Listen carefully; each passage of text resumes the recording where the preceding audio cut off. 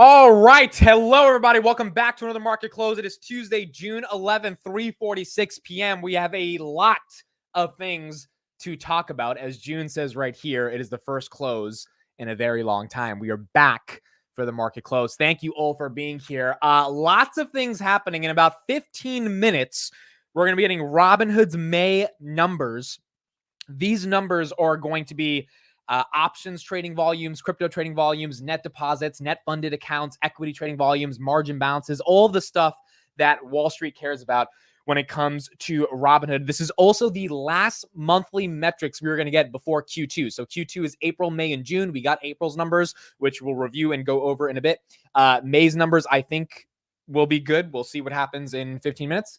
And then we will be left to figure out what happens in June on our own to make our Q2 projection. So that's going to be really big after the bell. Number two, Palantir is up 3% today. I have some theories why I think Palantir is up 3%. I'm not fully sure if my theories are correct, but nice to see the market starting to recognize a little bit of value in Palantir post AIPCon potentially, and just the idea that maybe Palantir is one of those AI leaders. Maybe the market actually got time to watch AIPCon. The videos started hitting the YouTube channel for Palantir. And so that's giving it some momentum. Salesforce is actually down on the day while Palantir is up. So it's not like all SaaS is up. Salesforce right now is down 0.6% while Palantir is up 3%. And then finally, S&P goes green 0.08%. And the reason the S&P goes green is because Apple, one of the leaders of the S&P, I believe Apple is 7% of the S&P, goes really green, up 6.8% on the day. I believe Apple has added, if I'm not wrong, $60 billion in market cap just today, maybe a little bit above that, $206 on Apple, topped out at 206.31. We're basically right at that top, 206.22 right now. This is all-time highs for Apple, 52-week highs for Apple. Last time we got to this level was about 199 back in December of 2023. And Apple healthily smashing through that level. So we got a lot to talk about, a lot to get into. Right here, Palantir is 10 cents away from trying to get to that $24 level. So we got a lot of individual stocks doing what they need to do, but is helping the broader market right now as we get into the close. Thank you all for being here today. Let's get into the market close. I'm Beneficial, Joshua, Missy, James, Raggi, wake up. I am here. Thank you for being here. Tejas, Getrix, Bayray, June, Amit Sen, show us your love. This Amit Sen thing is going to be hilarious. So it's going to live on forever. But yes, I am Amit Sen now as well. Joe, Belly Pork, Brent Andrews, Delulu, Cha-Cha Tango. What's up? Ant, ET, Ryan Carlson, big day tomorrow. We'll talk about that. We've got the CPI tomorrow and the FOMC. So tomorrow's going to be a big day as well. And lots to discuss. James, Noland, L, Nathan, what's up, my man? What's up? Carl, Tim, Gene, Cody. All right, let's get into it. So let's take a look at the lay of the land in terms of the equity markets, and then we'll keep going from there. HIMS is another one. I didn't actually look at all day. Where is HIMS right now? Is HIMS doing well? Wow, HIMS, $22.08, up 2.12% on the day. So not every stock is up today. For example, PayPal and NVIDIA. PayPal had their conference today. I didn't get a chance to look at their conference. They said pretty good things from some of the tweets I read about people that were covering it live. They are ahead of expectations. Q2 is going well. Still down 3% on the day. NVIDIA down about 0.81% on the day. Salesforce is down. Oracle is down. I think we have Oracle after the bell. Let me make sure. If that's the case, that's another big thing we have to look at after the bell. Today's June 11th. Oracle is after the bell. All right, so we got Oracle and Robinhood after the bell that we got to look at. Apple at 206, HIMS at 22. So let's start talking about Apple, and then we'll move from there. Apple at 206 is incredibly interesting to me. I think what the market is saying with Apple at 206 is a couple of different things that can't be ignored. Number one, it's saying that they feel Apple is actually going to be one of the biggest beneficiaries of AI. And one of the beneficiaries of AI is with Apple is going to happen because Apple is going to be essentially the broker between what we're seeing with the model. So you know how with Palantir, our argument is that, well, the models are a commodity. It doesn't matter too much. It matters about the software on top of the models. Seems like the market's thinking the models are a commodity with Apple when it comes to the consumer-facing product of how users are going to interact with AI, and Apple is just going to be a layer on top of all of those models that is going to hopefully provide security, but also provide the interface and ecosystem, which is the iOS ecosystem to access the models, which I think makes sense. I mean, I don't think that's that crazy to say.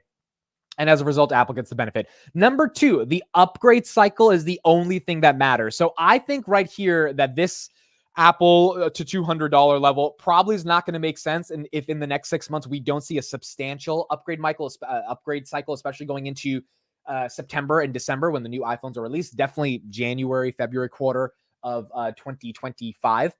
However, the question becomes, is the AI features that Apple announced, are they really enough to be able to upgrade? And I don't know. I still think the jury's out on that. I think there's definitely enough juice there to get people to consider upgrading.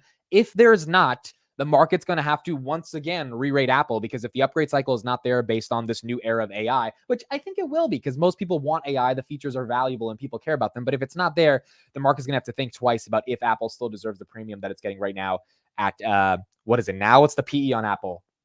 32 PE you're paying for 0% growth still. Next quarter, maybe that changes, but right now, 0% growth. And so the market's willing to pay that premium before this ends up happening. GME is above 30. Wow, I didn't even notice GameStop's above 30. Okay, never mind. GameStop up 21%. Sorry, guys, I forgot to mention that as we were running through the stocks when we started the close. There you go. That's up 20%. On top of that, Robinhood right here, 23.25 on the day, up 0.75%, or sorry, down 0.75% from yesterday, but still above 23. I don't know why GameStop's up 30%. Roaring Kitty did tweet another meme, but it wasn't like a meme that I think would get like everyone excited. But he did tweet, and maybe that's why he got people excited. This is the meme for those that didn't see it. It's about options. So that's the meme. Options basic 101, and then someone comes in the door. I think he's making fun of people saying, "Oh, he doesn't know what he's doing with his call options because they expire pretty soon." And he's kind of making, I think Roaring Kitty is a very smart human being to me. I think he plays a little bit of a character, but I think he's basically making fun of people critiquing him about not knowing about option strikes, where in reality, he knows a lot about it. He just has a plan that none of us know. And whenever we find out that plan, I guess we will all be surprised and see. A couple things about Apple. So Warren Buffett. Now, I put this out on Twitter the other day. I want to know what you guys think. Warren Buffett ended up selling 13 million shares of Apple before it ran 20% in a month. He sold it around 170. Apple right here is at 206. I think two things are happening here from the context of Buffett, and I think it's very important to analyze this because Buffett is one of the largest shareholders of Apple. Either there's two things. Buffett and his team are smart enough to think that the super cycle upgrade is not going to happen, and they wanted to trim Apple because they didn't believe in the valuation anymore, which means this $200 level is not justified, and it's just market sentiment around the potential of AI. But Buffett's team is smarter than all of the analysts and the market today, and their argument was at 170. Hey, this thing is not going to benefit from everything we think it's going to benefit, so let's sell a significant portion, which 13 million shares. I mean, it's still 40% of the portfolio, but 13 million shares is still a lot of shares. Or number two, which I think is actually very likely, they genuinely didn't understand what Apple's AI plan was going to be, which is why they felt paying it at 27 PE for no growth made sense.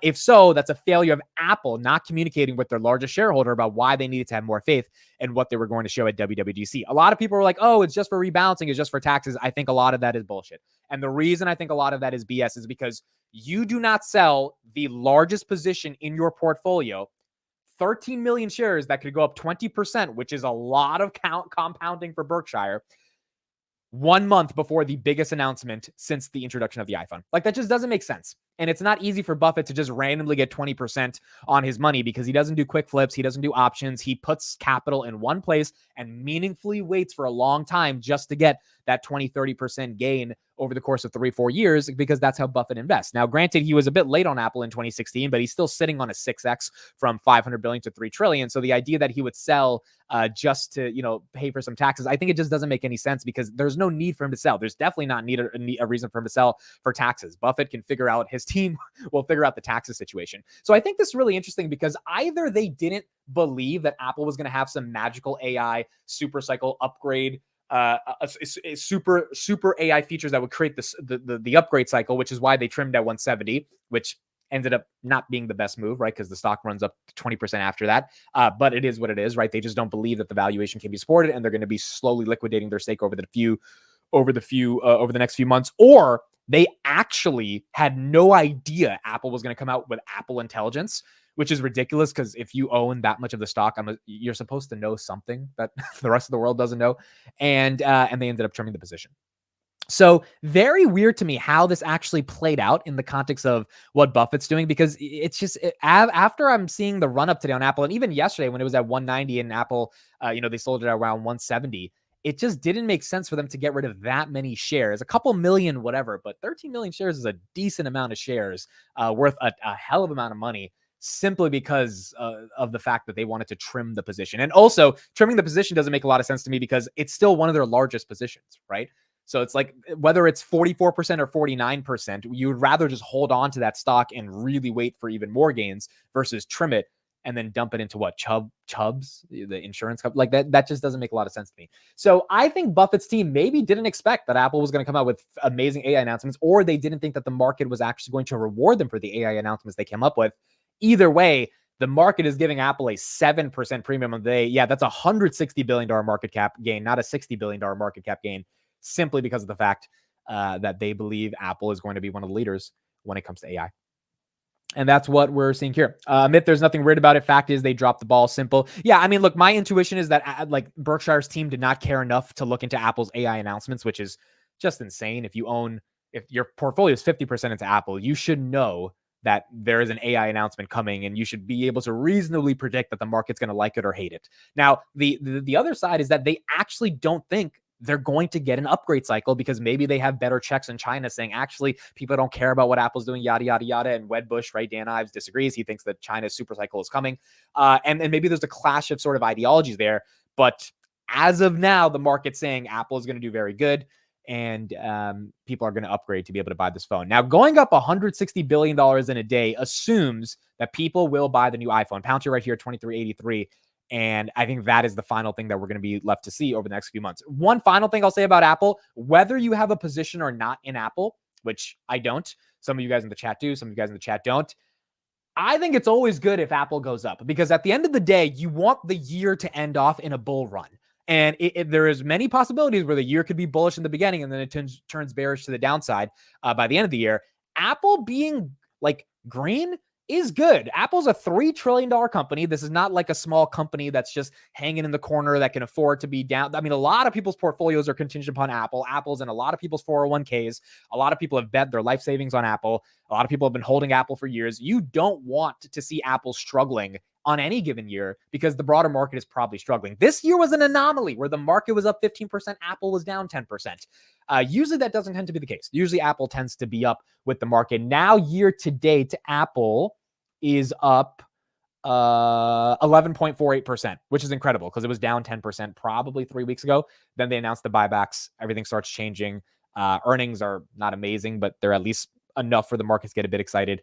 And then you got these AI announcements. So Apple's up 11% year to date. And now let's see if they can continue to go further, given what they announced. Oracle after the bell, folks. We have officially 1 minute left until the market closes. 123 on Oracle. And then Robinhood is after the bell. I think it's at 4:05 the numbers come out. So we'll watch out for Robinhood. 23.22 on the day. Oh, real quick. So numbers from April. We had about 77 billion in equities trading volume, 126 million in options, 4.9 billion net deposits, 90,000 funded accounts, 4.1 billion in margin balances, and 10 billion in crypto trading volumes.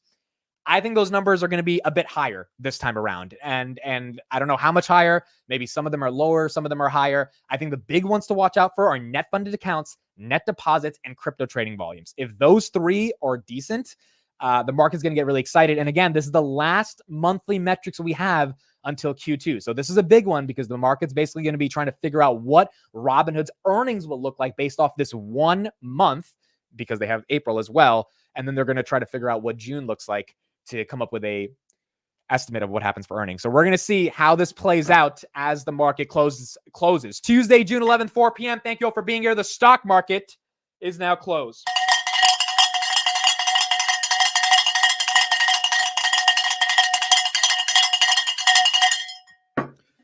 All right, here we go. We've got a lot to see how this plays out. Now, yes, I am going to, I'll pull up a couple of different things. Oracle is another thing I want to look at. I think Oracle's up after hours. We've got a green candle. Oracle after hours is going to be very important. Let me pull up Oracle's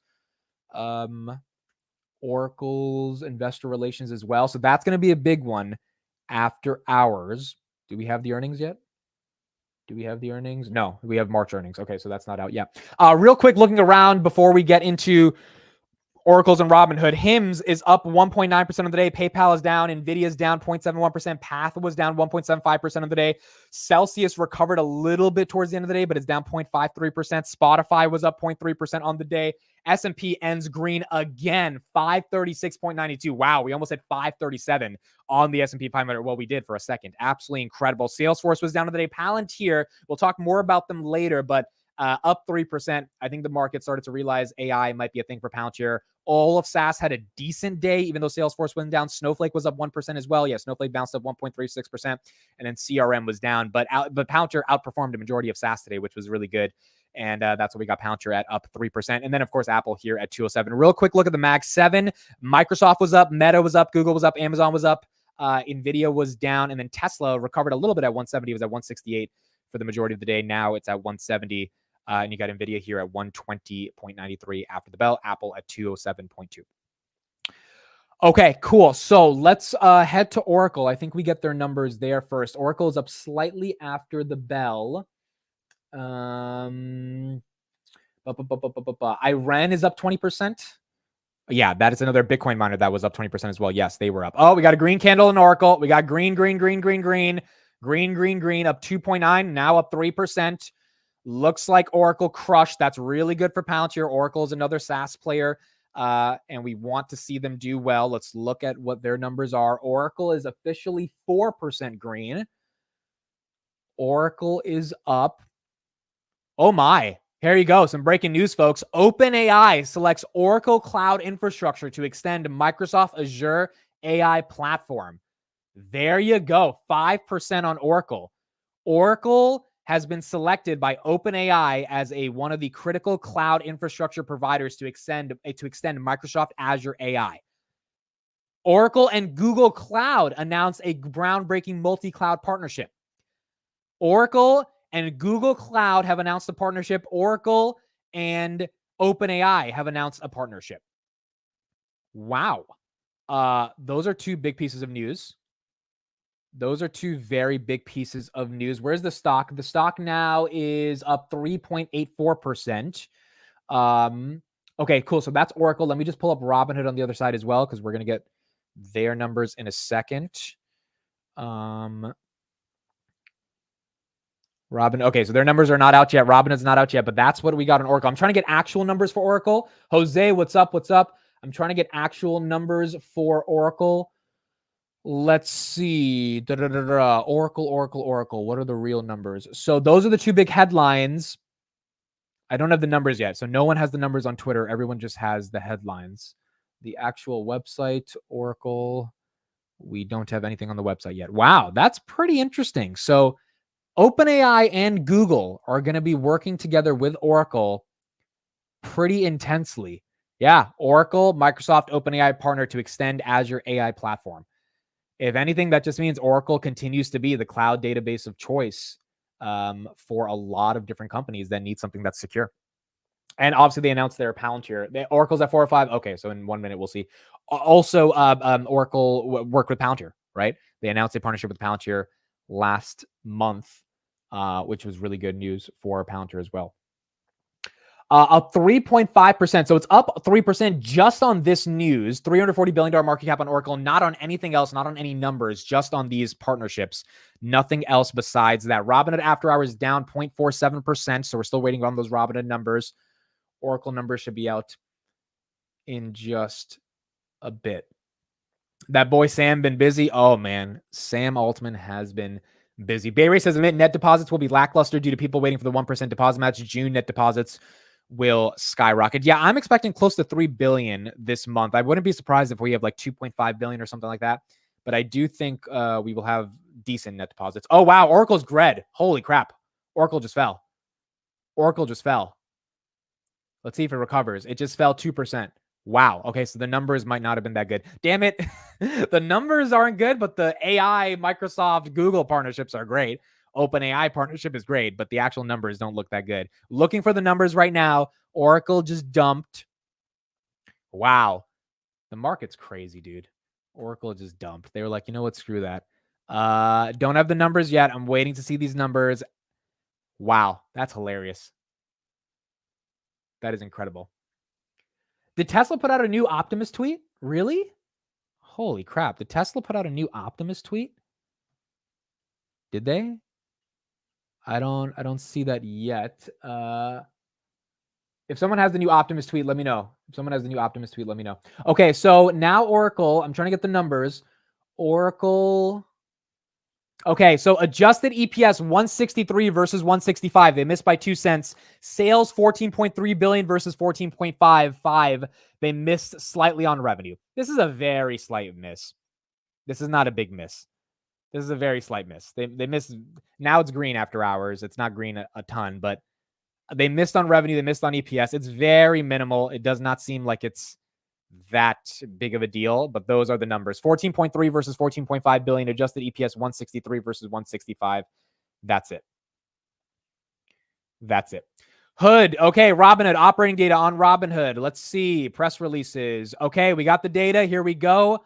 Let's see. Let me pull this up. Here is the Robinhood May metrics. Here we go for Robinhood. Robinhood, wow, 120,000 customers in the month of May. It was 90,000 before. Assets under custody, 135 billion. Wow, 3.6 billion in net deposits. Let's go, baby.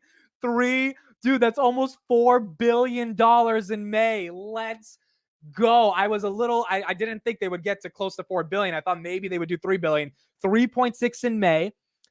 135 billion. That's up 9%. Last quarter, I think it was 123 billion. And then 120,000 accounts. Last month they had 90,000 guys. So that's up 30,000 month over month. Equity trading volumes were 86.8 billion. Options were 131 million. That's an all-time high. Crypto was 7 billion. Okay, so crypto's down from April. April was 10 billion. Crypto was 7 billion. But still, 7 billion is not bad.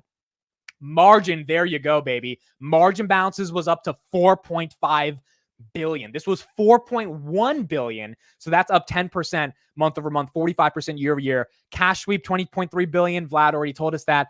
Securities lending revenue was 23 million in the month of May. Wow. Where's the stock? Okay, where's the stock? I haven't looked at the stock.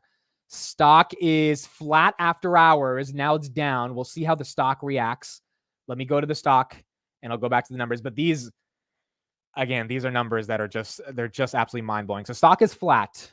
We'll see how the stock reacts. It might take a little bit for the stock to go up or down. And even if it stays flat, we're at 23, which is kind of what matters for Robinhood. Two biggest numbers, 120,000 accounts. I did not expect that. I thought we would be lucky if we get 90,000 because, I mean, it's May. It's like it's a hard month to get accounts. Same thing with June. But it seems like the GameStop meme, AMC, all that stuff really helped in May. So we went from 90,000 to 120,000. AUC went from 123 to 135 billion. Options was the most it's ever been. Equities, I think it's close to the most it's ever been at 86.8 billion. Crypto was down. So April at 10 billion in volumes. Cryptos was 7 billion. We make more money on crypto than we do on options or equities. So that one, that is going to hurt the quarter, but not necessarily hurt the quarter because we're still at $17 billion in volumes. Last quarter, we were at 41 billion. So even though if we come lower, if we still get anywhere near 20, 25 billion, that's still going to be a ton of money just off crypto.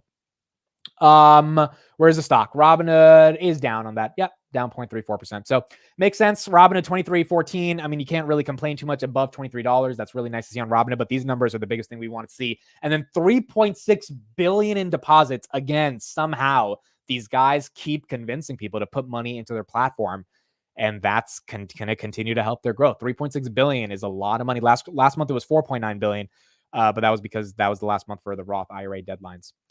So a lot of people put money and they transferred in. Okay, let's go to Oracle. Oracle, wow, now up 7%.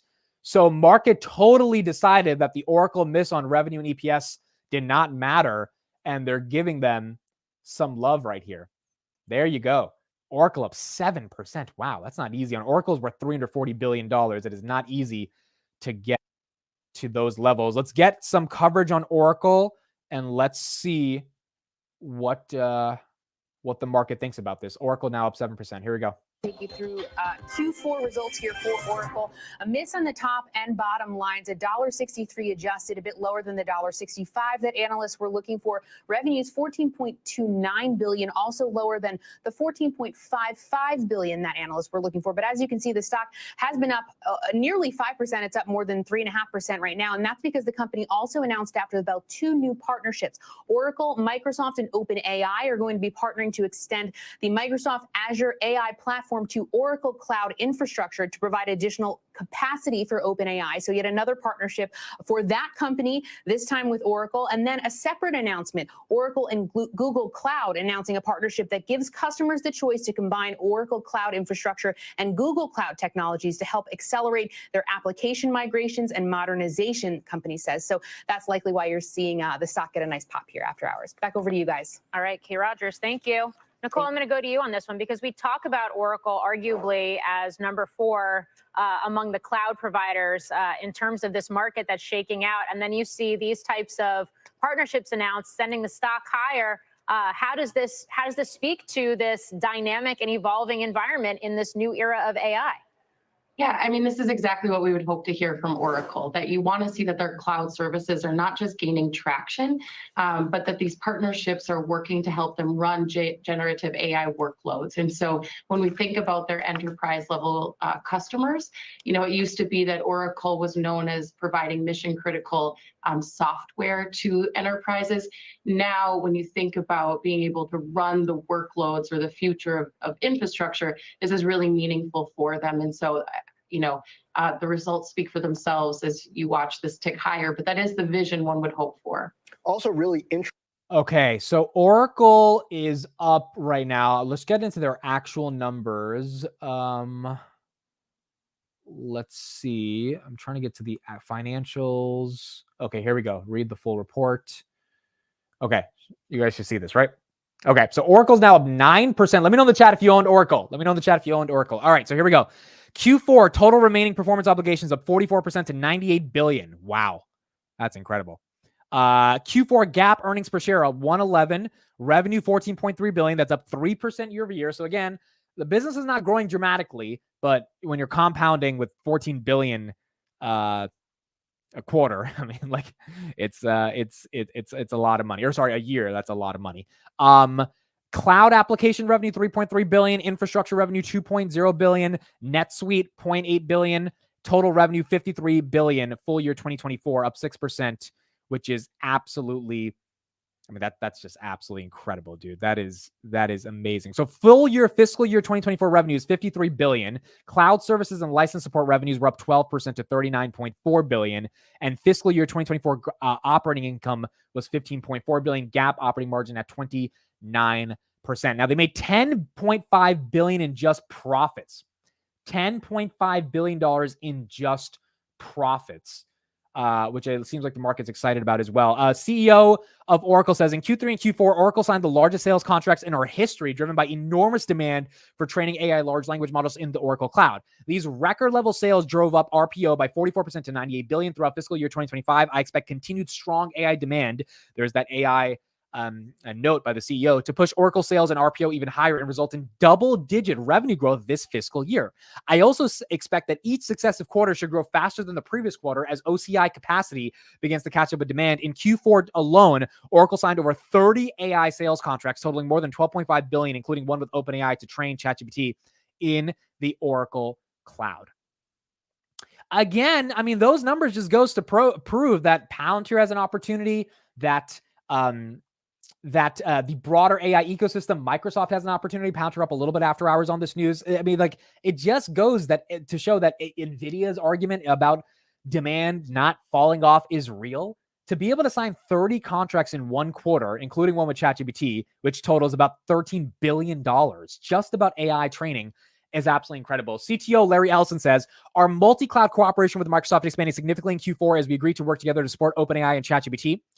As this Azure OCI cloud capacity becomes available to large installed base of Microsoft and Oracle customers, it will turbocharge our cloud database growth. Now customers can run any and every version of Oracle database, autonomous vector databases, etc., in both the Azure and Oracle clouds. As customers continue to choose and use multiple clouds, hyperscalers like Microsoft and Google are responding by interconnecting their clouds. Oracle recently signed an agreement with Google to interconnect our clouds and initially built 12 OCI data centers inside the Google Cloud. We expect the Oracle database to be available within Google Cloud in September this year. Cash dividend of 40 cents. I think they always had a dividend, but that's another reason to continue owning the stock. Not bad, man. Not bad at all. Let me know in the chat if you own Oracle. Right now, Oracle is up 9%, which means they're up basically 25 billion in market cap when the market opens tomorrow, which means they're going to go from 340 to 365 billion in market cap. S&P is up. Robinhood now flat after hours. It looks like Robinhood wants to go green on the news, and I don't think it would be crazy for Robinhood to go green on the news, but Robinhood's not giving us that green yet, and that's probably because 23.22 already is a decent amount for Robinhood to be at, given what's happened over the past couple weeks. So we just got CPI estimates for yesterday, guys. TD says 3.3%. Goldman Sachs says 3.4%. JP Morgan 3.4%. Bank of America 3.4%. Morgan Stanley 3.4%. Everyone says 3.4%. Wells Fargo 3.4%. Citadel says 3.4%. That's weird. You would think the CPI estimates come in a little bit lower, but it's actually coming in higher. Because we got 3.4% last time. So now the market's thinking that we are not going to see a decline tomorrow on CPI, which is kind of weird for them not to think that. Oh yeah, you're right. Sorry, the market cap is already 340 billion. I thought it did an update on Webull. Yeah, you're correct. The market cap already 340 billion given this move. So it's up 10%, and that market cap has gone up 10% to 340 billion. Let's go back to CNBC, but very interesting. These CPI estimates, you would think they would come in at 3.2 to 3.3. All of them are at 3.4, which means there would be zero change month over month, which might not be the best for the markets tomorrow if that's the case. All right, we'll get back to that in a second. Interesting to see Oracle providing extra capacity both to Microsoft and to Google, kind of as the fourth player. It seems like they're a safe, almost neutral party. Hard to imagine Google doing that for Microsoft or Microsoft for AWS. Nicole, Adam, thanks to both of you.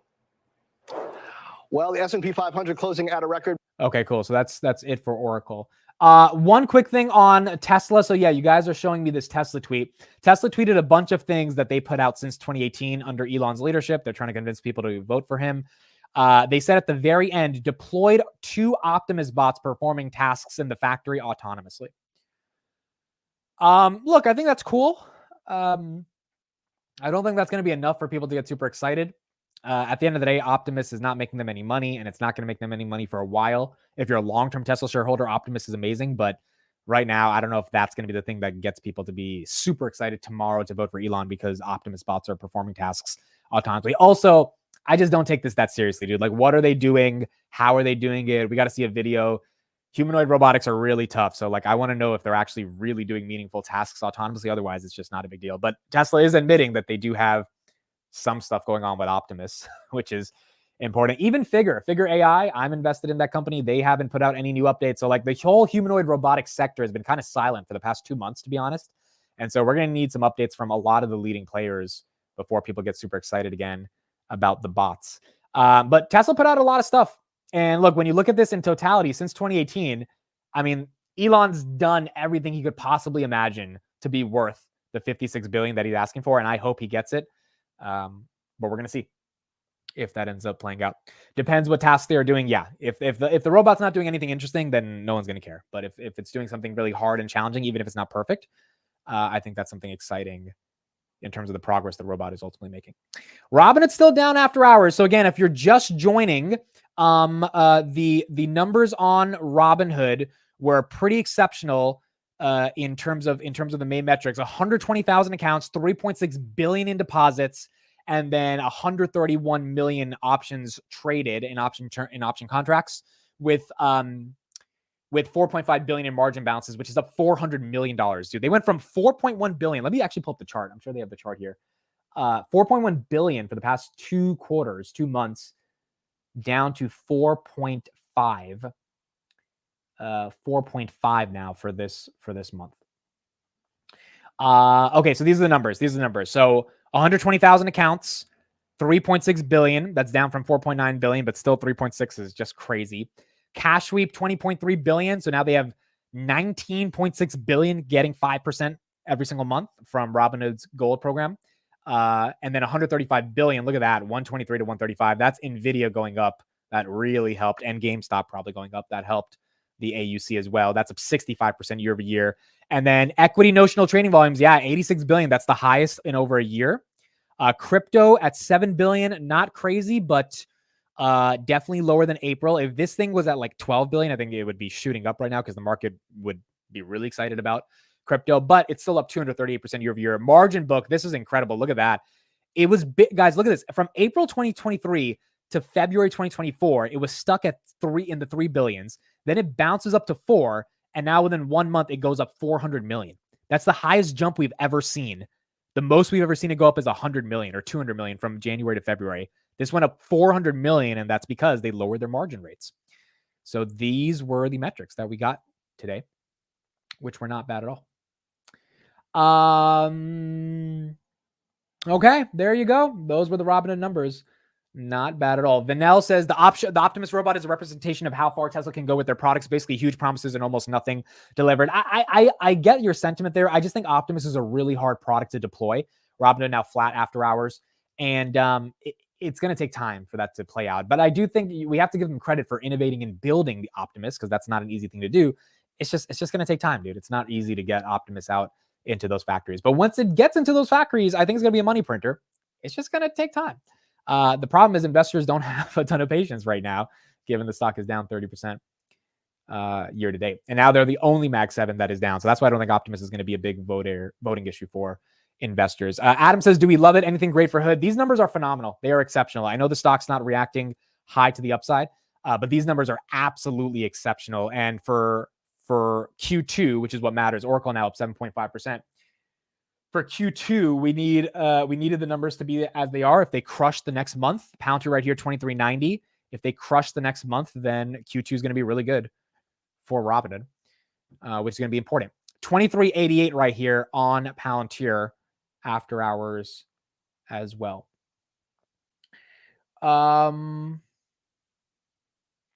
Cool. So that's what we got right here. Okay, now let's hear from Brad Gerstner. He was on CNBC today, and he had to say a lot of things in regards to what's going on with the broader market. Let's first get his take on software. So we know Snowflake is down, Salesforce is down. The kind of conventional argument over the past couple of days has been that software is dead. Different opinions. Let's hear what he had to say about that, and then we'll get his takes on Apple and keep going from there. Here we go. Back, Altimeter's Brad Gerstner is still with us here at One Market as we've been kicking around this question for the last, couple of weeks. What's going on with the software trade? If it's like not directly a tier one AI play, the stocks have been hit really hard. I mean, Salesforce comes out with their earnings, disaster. ServiceNow, disaster. Mongo, not good.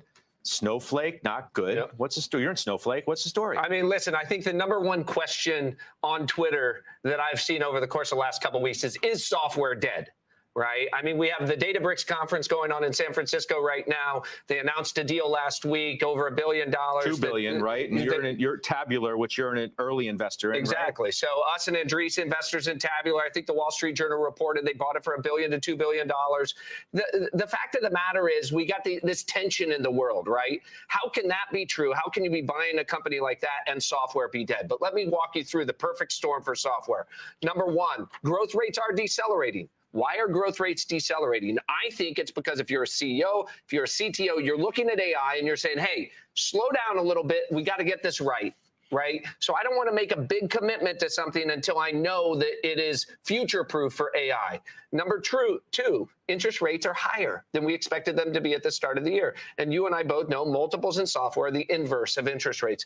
And number three is just more uncertainty about the future, right? And the second you have more uncertainty about the future, it could be higher, it could be lower, but that uncertainty causes multiples to compress. And so what I would tell you is, the smart money today, I think, what we hear people calling us is buying software. I noticed just on Friday that Mike Spicer, one of the board members at Snowflake, it was reported yesterday, right, bought $10 million worth of Snowflake. So if I just look at the number of the calls that we're getting, if I look at our own behavior, I think we're probably getting close to the bottom in software. We expect it to inflect higher in terms of growth rates as we get toward the end of this year and into the beginning of next year. Remember, we're trading 20% below the 10-year average multiple for software, if you look as a multiple of either free cash flow or revenue. And so I think this is a good time to go hunting in software. Shan, what do you think? You agree with that? Good time to go hunting in software?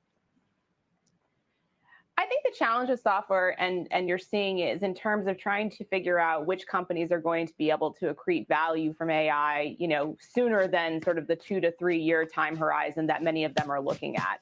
And so I think I agree with Brad. I think the important thing is to sort of differentiate, if you will, what is going to occur with AI with sort of, is there something here from an enterprise perspective where you have to bifurcate from a C-suite perspective, how much you're going to devote to AI, when that needs to be accretive to your business, when you need to be able to monetize that, and are there other things that are concurrent or parallel to that you're going to continue to spend money on? So, I mean, I don't think we have any clear indication that in aggregate enterprise spending is likely to go significantly lower over the next 5 years.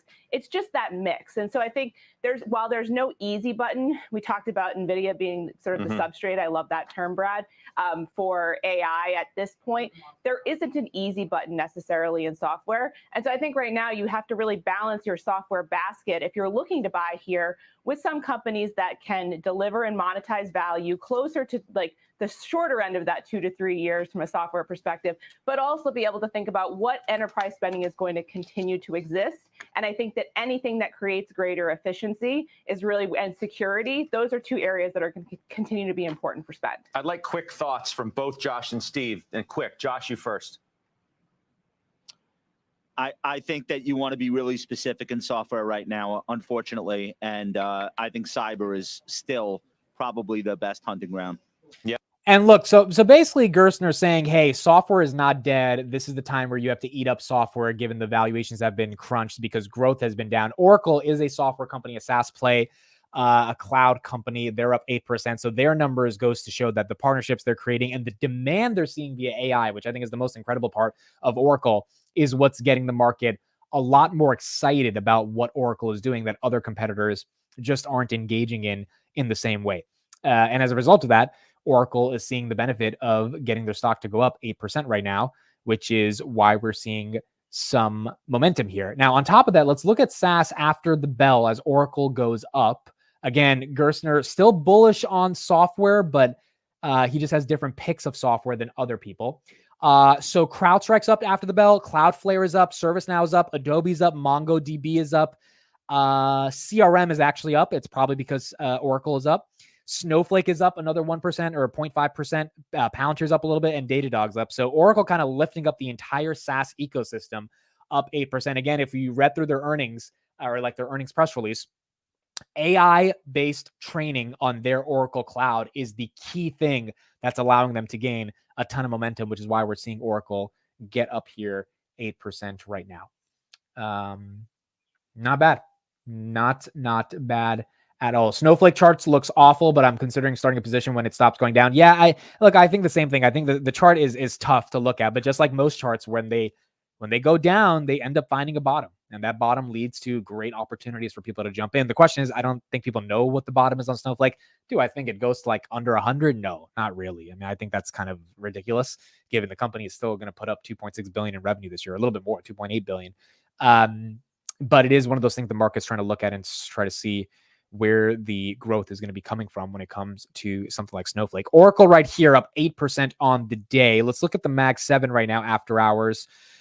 Google's up after hours, 178. Meta, 508. Wow, Meta was up 1% today. I didn't even see that. Microsoft, 433. That's close to all-time highs on Microsoft. Apple, 207.7 after hours. Apple is up, and NVIDIA is down. Tesla slightly up at 170 right now after hours as well. Amit just saw that Elon dismisses lawsuit against OpenAI.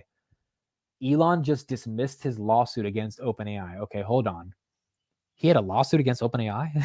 What the fuck? What? He had a lawsuit against OpenAI? Okay, hold on. Elon lawsuit. Let's see. Elon Musk voluntarily dismisses lawsuit against OpenAI court filing. The filing in California state court did not provide reasoning for the dismissal.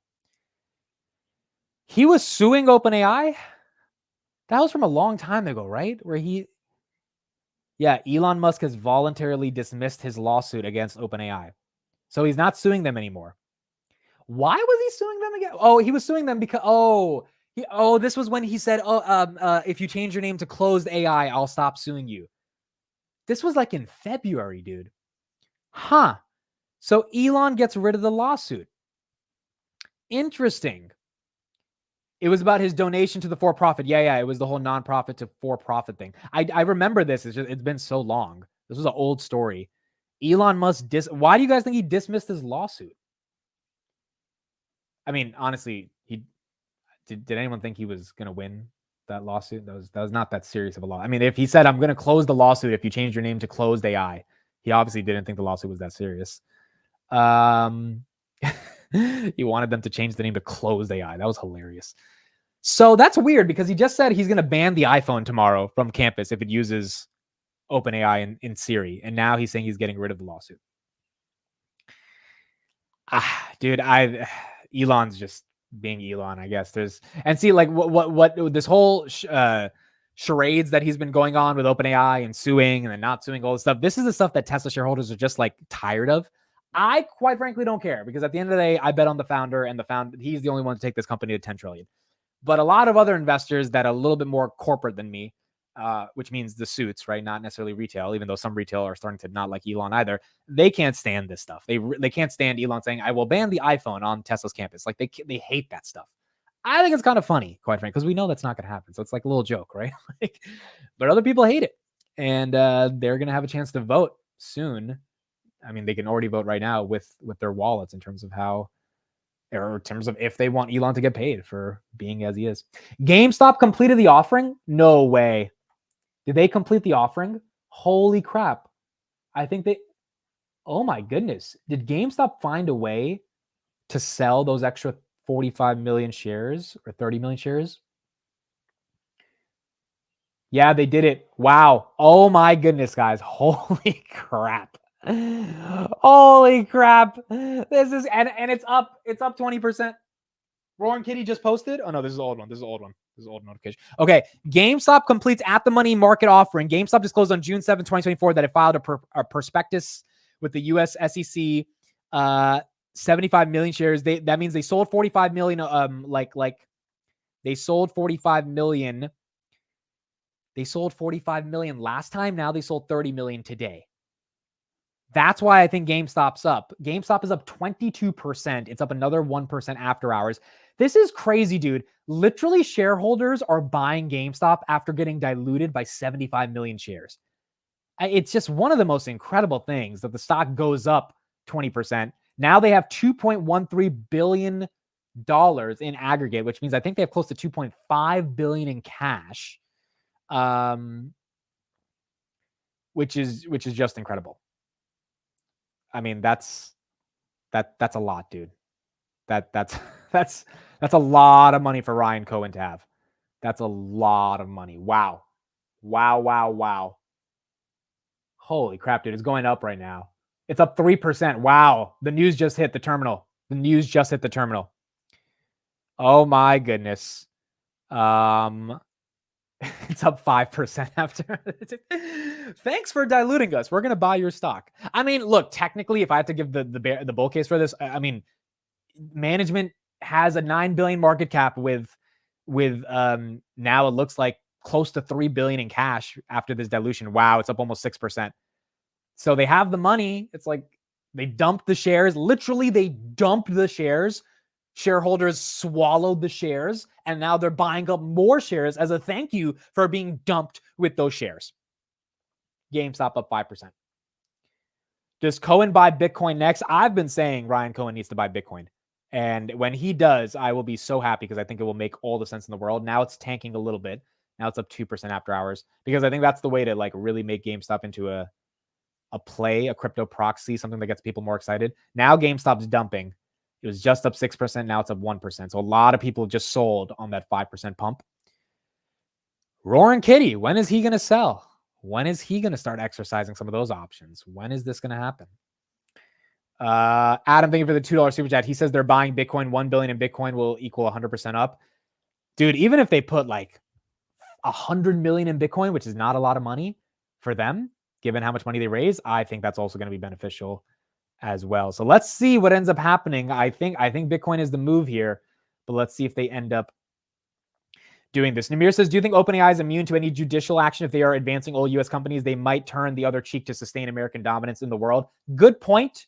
I don't know if the judicial system would actively ignore OpenAI because they're helping all the biggest companies in the world, but I wouldn't doubt it either. A good GameStop now at 4.3%.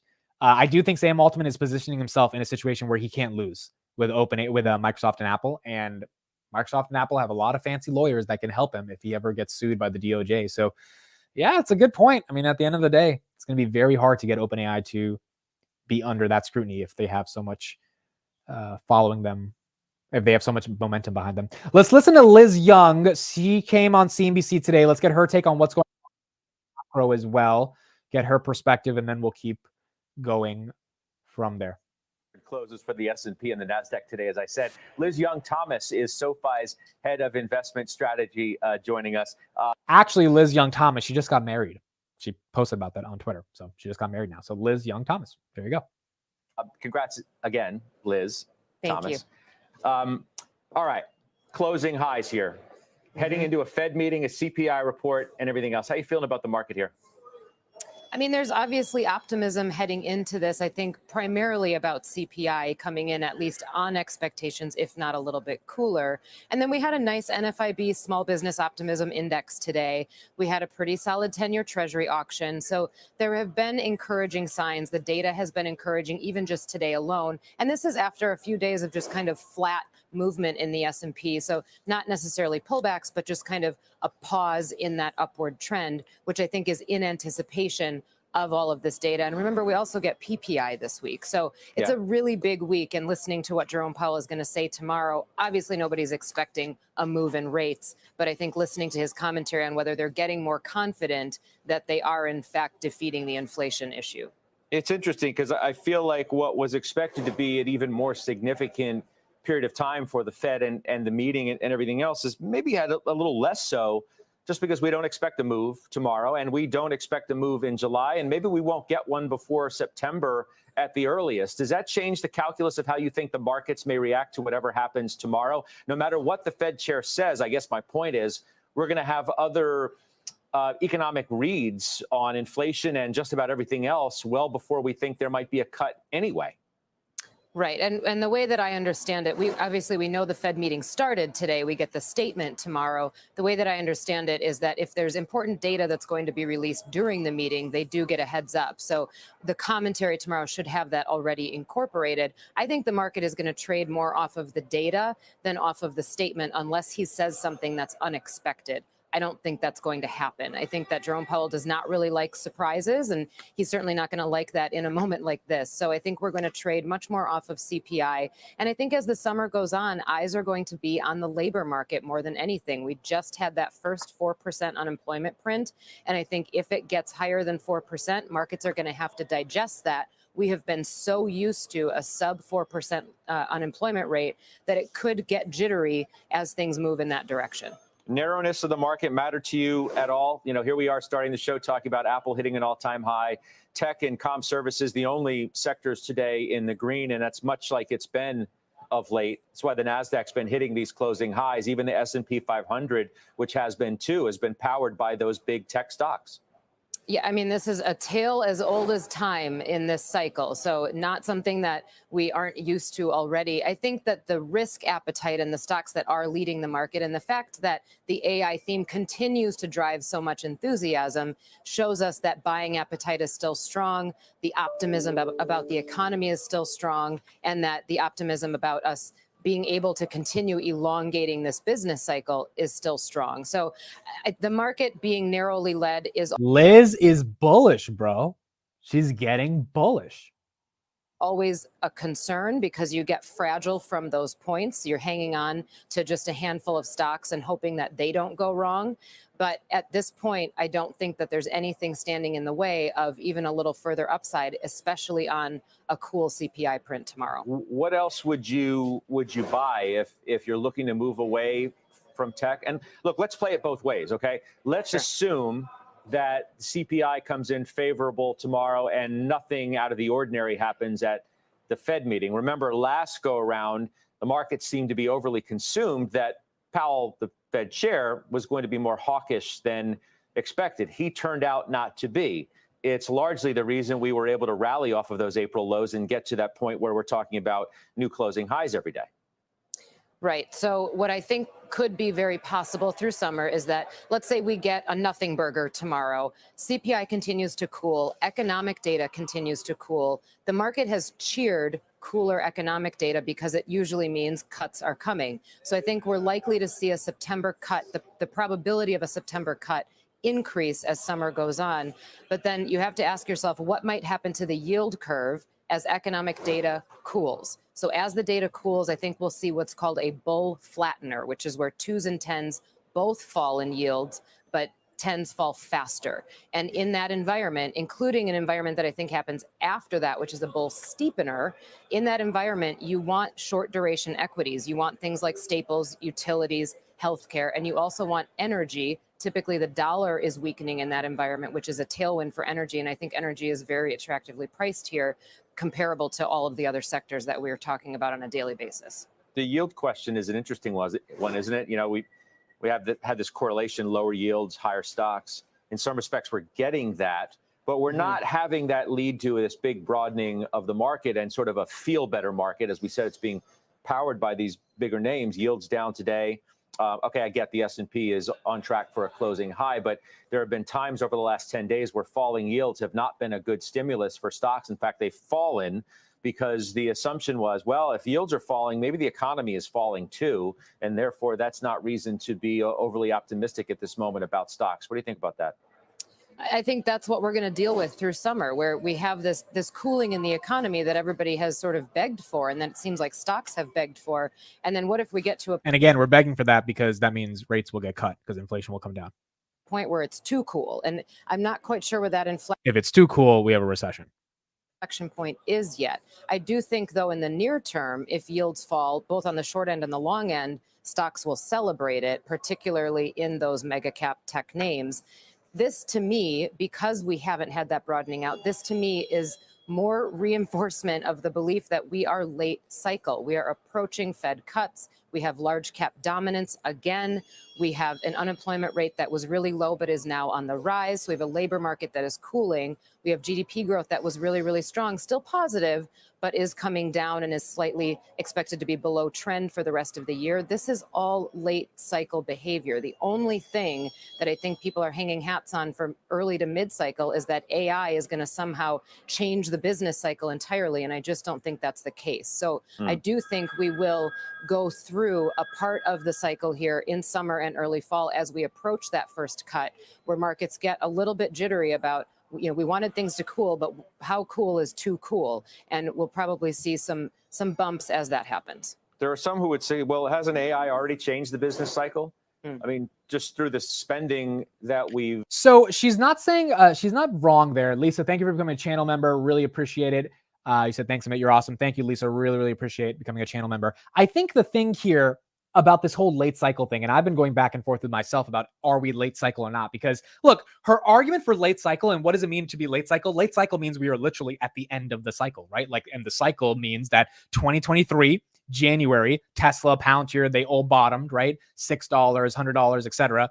Now, Palantir's at $24. Tesla's at $170. Nvidia has gone up like 8x or something in the past 2 years. So we've had a cycle. It has been a bull cycle from 2023 probably till the end of 2024, which means 2025 we come into a recession. Her argument is multifaceted, and the sort of components of her argument is that large cap dominance has been incredible. Nvidia getting, to $3 trillion, Apple at above $3 trillion, Microsoft, etc. Second, unemployment's going up, which means people are losing jobs. If people are losing jobs, they're not going to have money to spend in the economy, which is good for inflation, but that's ultimately bad for earnings. And then 3, that AI has already been the tailwind that it's needed to be. And we've seen that if you just look at NVIDIA, SMCI, Dell, all these different companies that have benefited from the sort of secular tailwind that is AI, and that there's no way AI can save the business cycle going into 2025 because the results have already been shown. The only problem with those arguments, and I think they're good arguments, the only problem with those arguments is the same stat I told you guys this morning. AGI, artificial general intelligence, would be a model that is something about approaching 100 trillion parameters. We've only built models that are up to about 1 trillion parameters, which means if the goal in the tech industry, in the tech ecosystem over the next decade is to get to 100 trillion parameters, which is artificial general intelligence, which means AI is infused and AGI is infused in every facet of our lives, which is not the case yet. I mean, Apple barely released any AI on their iPhones yet. We haven't really seen the effects of AI to billions of consumers. Then it's not late cycle. We're just getting started. Like we have to just be getting started. GameStop up 3%, Oracle up 8.24%. And the reason we're just getting started is because these companies have not fully implemented what their version of AI could be, which means NVIDIA at 3 trillion. What if NVIDIA has another 3 trillion to go before it finally tops out? What if, Cisco lasted for 5 years? NVIDIA's been around for about basically 3 years. What if there's another 2 years left, which means we are at the mid-cycle, not end of the cycle? And Liz Young might be incorrect there. Drew says companies like Dell are bound to drop. That is correct. And they've already dropped from 180 to 130. But if their operating margins start to increase, just like Abercrombie and Fitch, ironically, their operating margins went up 700%. The stock went up 400%. Dell has flat operating margins, but they have a shit ton of AI demand. If those margins go up, the story about Dell gets very exciting and very interesting. So the only reason I disagree with Liz that this is the end of the cycle is because it seems like we're in the beginning. Now, granted, I could be super naive here and valuations are getting crazy. And as a result of that, we are actually at the end of the cycle. Oracle right here trying to get up to 10%. Look at those green candles coming in. However, the one way I tell myself I'm not crazy is that the only reason Oracle's up right now is because the market actually thinks they have the demand and the subsequent growth from that demand to be able to put up the numbers that are necessary to justify these multiples. It's not 2021 where, the market gives a 40x price to sales to anything that's breathing. So I don't know. I don't think we're at that stage of the cycle where everything's fully done and everything's fully gone. And again, yeah, as DGA says, if you look at the guidance for these companies are incredible. They're not stopping at all. And then on top of that, if rates get cut, and the reason rates will get cut is because inflation's coming down, Bank of Canada, ECB, they already cut rates.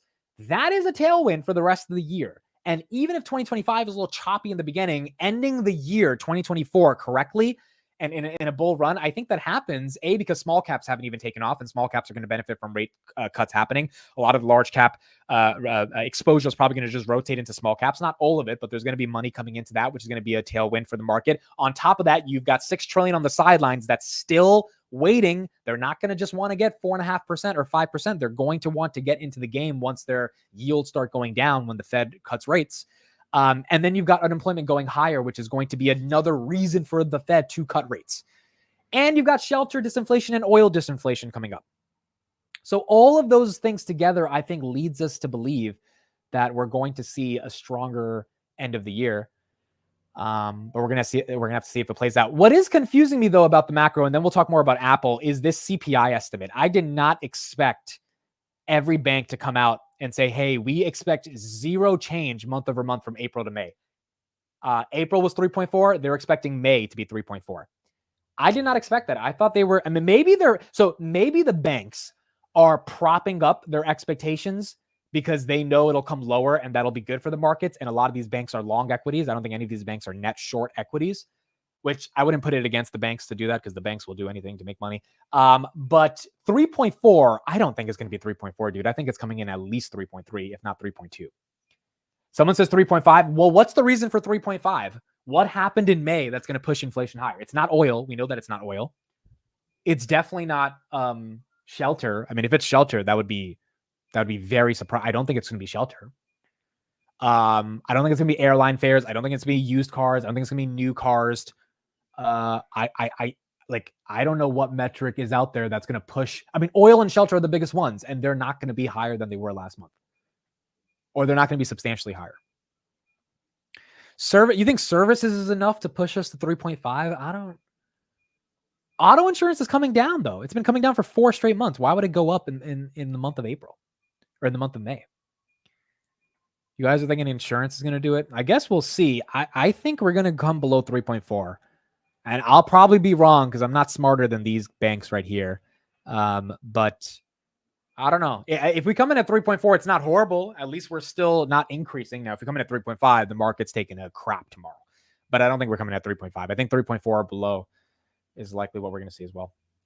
GameStop has completed the offering. Yes, that is correct. GameStop has completed their offering. They now have close to $4 billion in cash with no debt. You know, it is kind of strategic, dude. I'm not going to lie. Although I'm making a joke that GameStop is going up after diluting shareholders. Robinhood right here, 23.14 after hours. It still is pretty damn strategic, dude. 9 billion market cap, 4 billion in cash. And I mean, what did they do? They raised money from shareholders. That's it. They raised money, right? Like when a company goes public in an IPO, they also raise money. GameStop just decided 20 years after they went public to raise money off the back of this Roaring Kitty thing. Now the question is, what the hell do they do with that money? And what do they do 9 days before Roaring Kitty's options expire? Dude, if I was Ryan Cohen, I would want to throw Kitty a bone here. I mean, Kitty's the only reason you guys raised a couple billion. I would do something to get the stock up to let him exercise those contracts and potentially buy a ton of stock and gain momentum and keep this party going. But I have no idea what do you think Ryan Cohen's thinking, dude? This guy must be like, I can't imagine what he's thinking right now. This is such an interesting scenario that he's in. Again, I think the easy answer is just buy some Bitcoin, and I think that solves a lot of issues in the short term, but we'll see what happens. GameStop 137 million in volume. Yeah, it's going up too. It's about to be 138 million. Wow. Just incredible. And you know, it's actually interesting. GameStop going up. Theoretically, Robinhood should go up when GameStop goes up. Again, the thing about Robinhood at $23 is that it's just incredible that we're above the 20s and we're trying to get into the mid 20s. So now I think the market's not just going to give them a ton of premium just because they have good numbers. They're going to wait until like the big days, like earnings, things like that actually get it to go higher. So 23 on Robinhood makes sense. If they crush the June numbers, that's going to be good. And that'll be overall good for the stock. The only thing that was bad in these numbers, and I don't want to say bad, but it just wasn't as good, is the crypto volumes at 7 billion. And so, and you know, I kind of expected the crypto volumes to be kind of bad. And the reason for that is because Coinbase was ranking above Robinhood for the majority of the month on the iOS App Store. And I kind of felt that people were downloading a lot more Coinbase this month over Robinhood. And you see March right there at 23.6 billion. That has not been replicated over the past 2 months. If we can replicate that in June, that'd be amazing. The problem is we're already, 11 days into June? Unless Bitcoin goes to like 80K, I don't know if we're going to be able to do that. So it is weird also because Bitcoin rebounded in May, but we went below in trading volumes than we did in April. And in April, Bitcoin fell 5%. So it could also mean that people just didn't trade a lot of their crypto. They just sat on it. I thought Ethereum would be a catalyst in May as well because Ethereum was up 30%, but I guess that did not affect the crypto volumes that dramatically. Granted, if you look at if we do some basic math, right? So in the month of the Q1, they did 5.9 plus 6.5 plus 23.6. That's $36 billion of trading volume, and that led to 120 million in revenue. So far, they've done 17. So they've basically done more than half of the entire trading volumes in Q1, which means theoretically 120 divided by 2, they've already done about $60 million of revenue just off crypto. And pretty much all of that is profit, by the way, because they have like a 95% margin or something on that.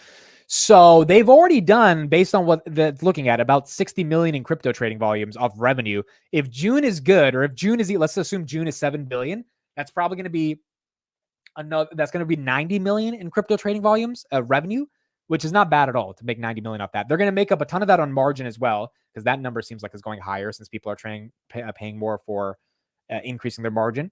And then options contract, that's the highest it's ever been ever at 131 million. That's going to be great for them. Crypto, 86 billion, the highest in years. I mean, 76% year over year. And then again, net deposits, they're just making a ton of money off people putting money into the platform because they are getting benefits. That 1% match is officially live as well. So I got 1% today on some of my deposits that I put in, and that'll be another catalyst for people to get money. Mid-May, they raised crypto trading fees from 35 cents to 45 cents. Did they? I did not know that. Hold on. Let me see right now. If I buy some Bitcoin on Robinhood.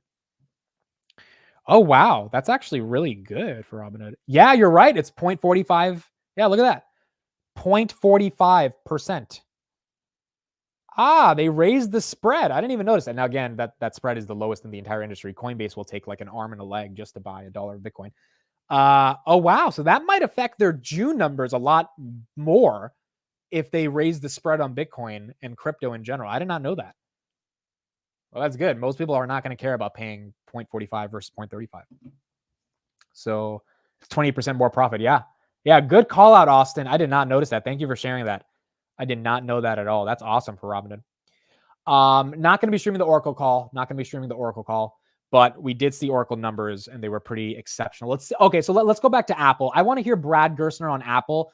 Apparently he bought Apple earlier this month, and he bought Apple because he thought Apple was going to be the gateway into AI. So let's get his perspective on Apple, and then we'll keep going from there.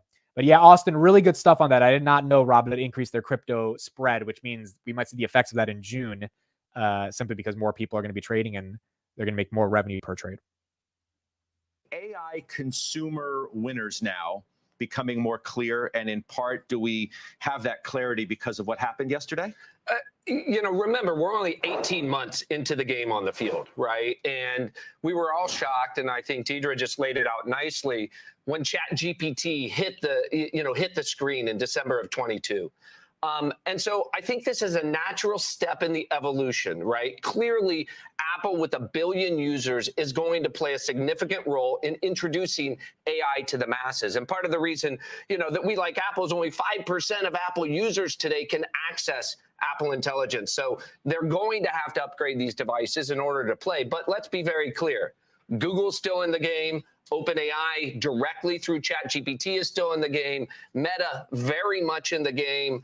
And then there are other players. But in the consumer game, don't count out Elon, right? X.AI is going to have a ton of capital. They've got an incredible team, and they're going to come at the consumer space hard. Well, he didn't seem all that happy about what happened yesterday. We'll get to that, though, in a moment. I mean, you were at WWDC. I was. You saw Sam Altman. I did. There.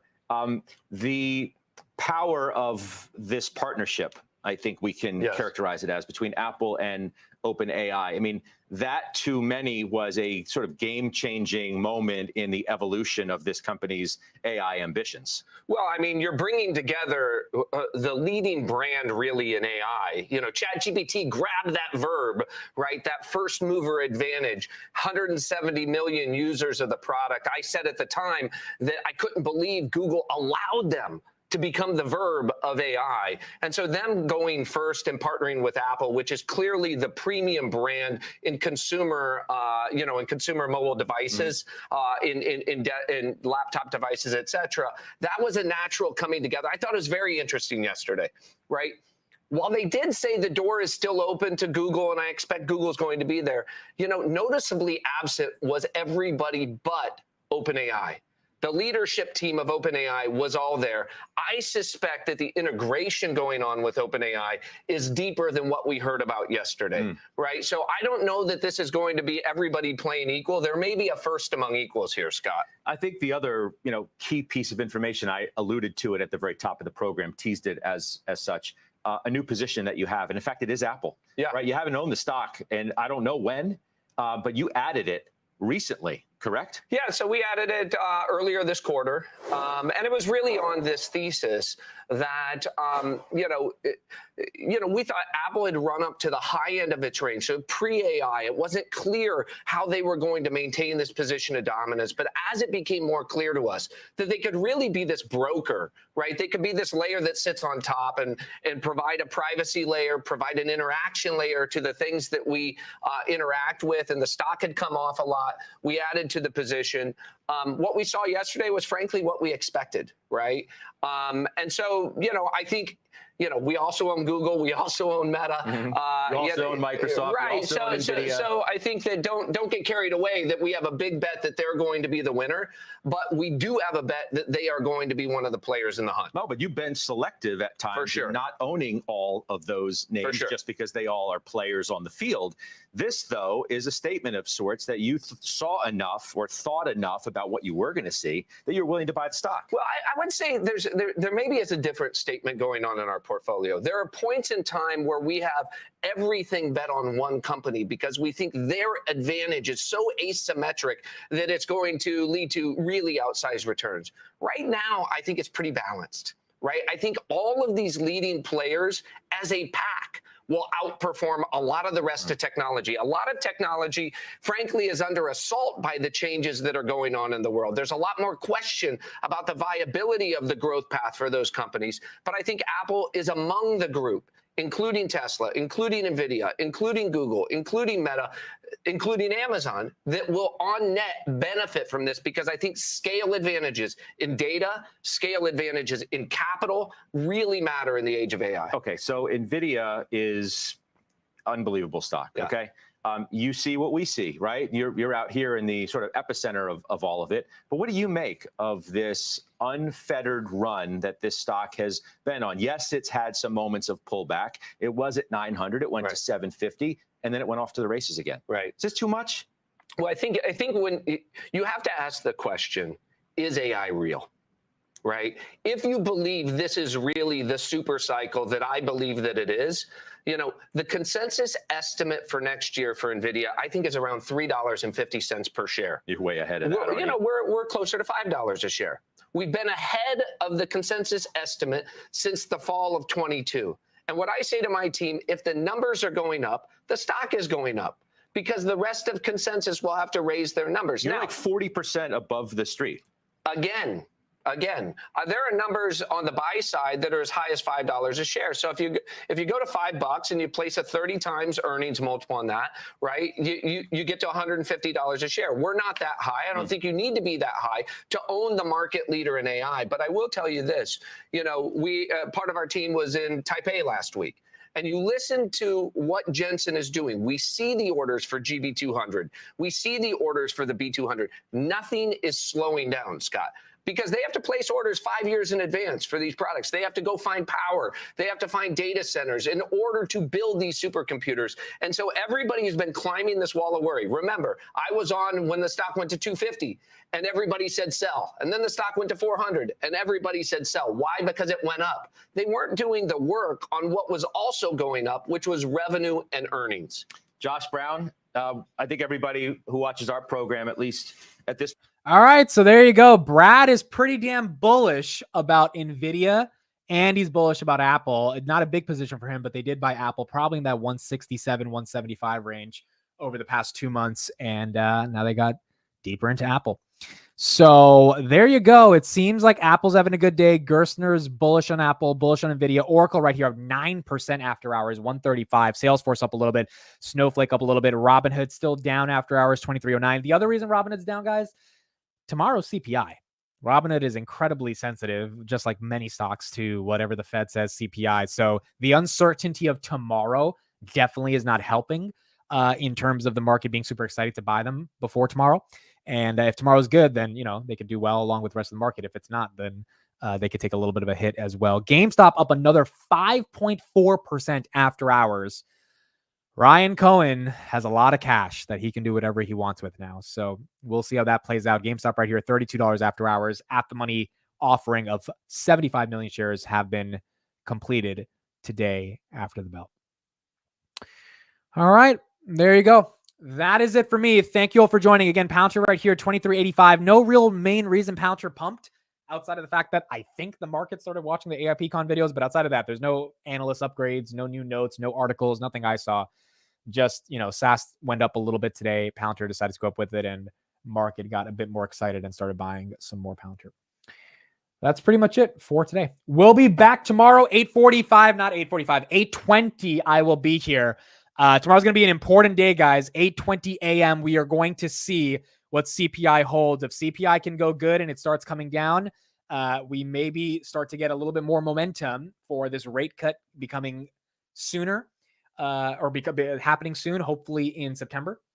And the Fed's going to be talking tomorrow. So not only do we have the CPI, at 2:30, we have the Fed. So basically we'll be live from like 8:20 to like 11. And then I'll be back at 2:25 until the end of market close. And we'll be covering all that stuff going down. And we'll keep going from there. All right. That's it for me. Thank you, everybody. Have a great day. We are back on our regular scheduled programming. We are here. Thank you all for being here. I'll see you guys tomorrow, 8:45 a.m. Have a good night, guys. Bye-bye. See you tomorrow, 8:20 a.m. Eastern Standard. Bye, everyone.